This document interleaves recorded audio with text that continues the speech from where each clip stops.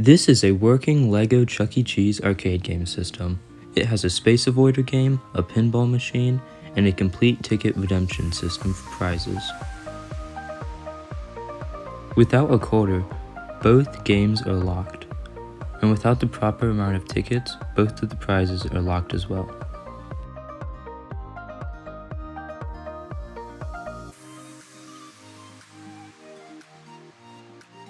Games cost 25 cents. All other coins are rejected. This includes pennies, nickels, and dimes.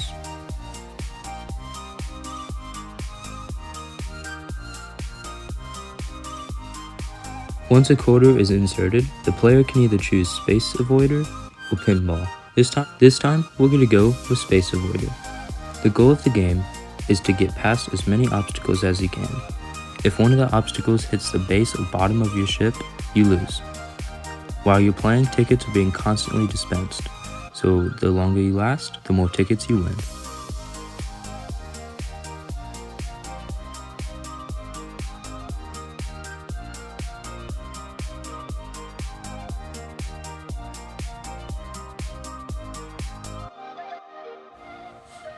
Here you can see that one of the purple obstacles hits the base of my ship. This then ends the game and stops dispensing tickets. We were able to play long enough to get 2 tickets.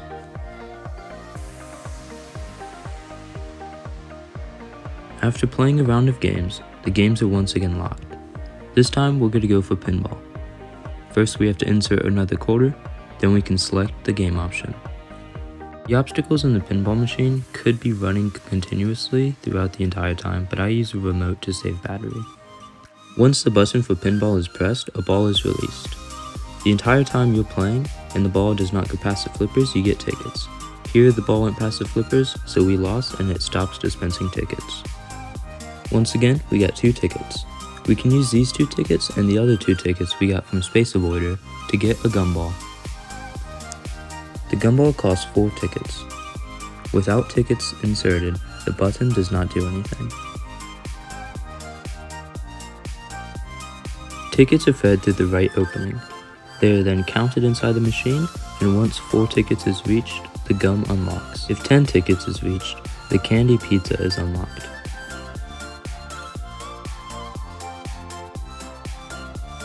So far, we have deposited 3 tickets.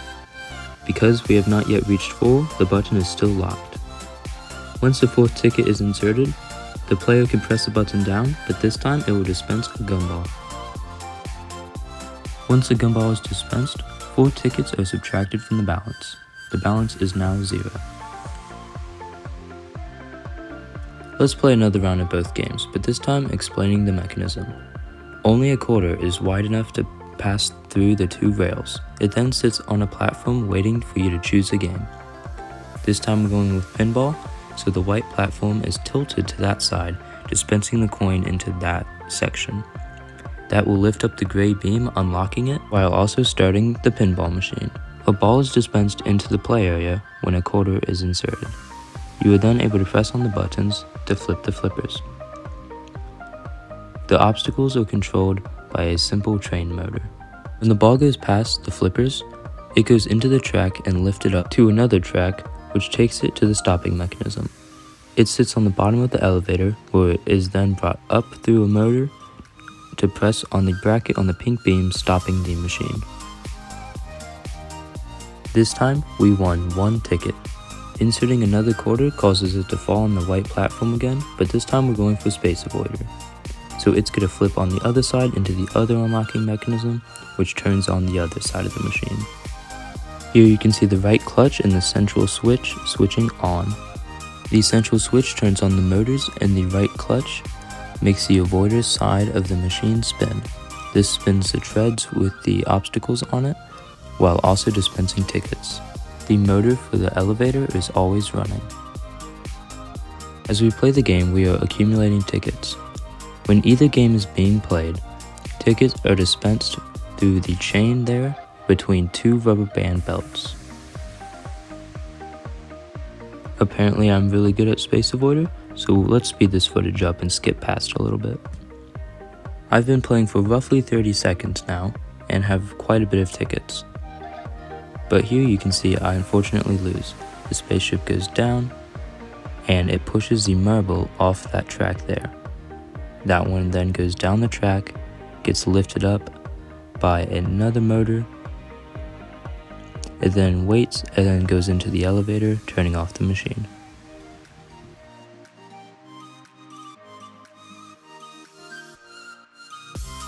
This time, we were able to win 6 tickets.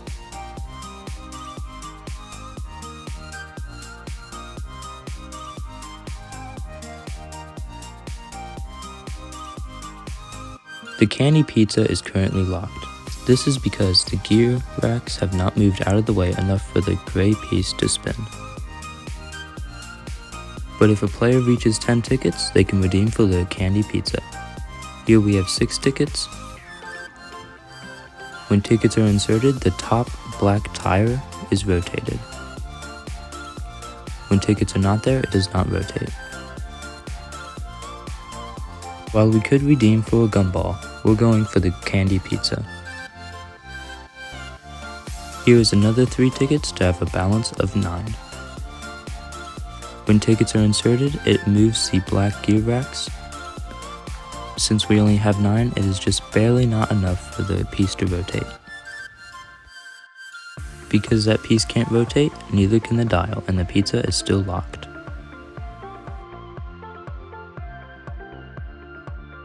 Here we have another 4 tickets. This will bring our balance to 13, which is plenty for the candy pizza.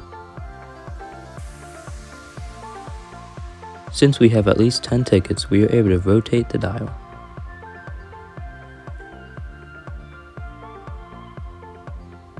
Once fully rotated, the door is unlocked and you can grab the pizza.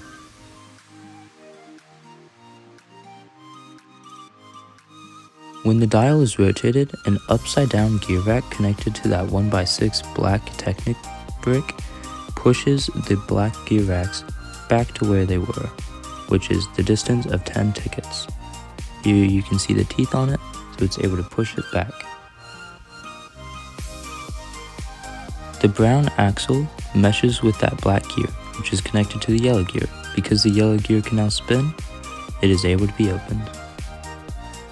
We still currently have a balance of 3 tickets. For another gumball, we will need 1 more ticket. When the button is pressed down, the gray piece does not hit on the gear racks because there is not enough tickets. When we add another ticket, those gear racks are now able to move slightly enough for the gray piece to hit it as it goes down. This pushes the gumball into the hole.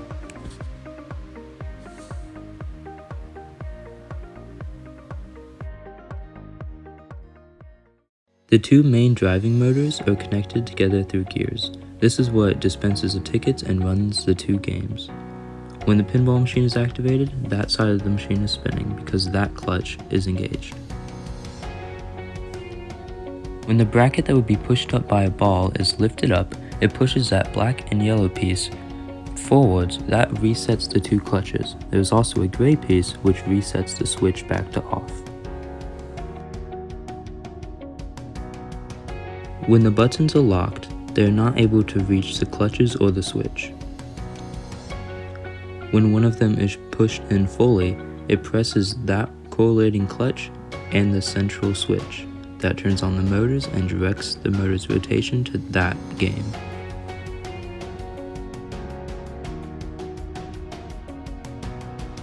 When the other side's clutch is pushed in and the switch is turned on, that rotates the space avoider's belt with the obstacles on it.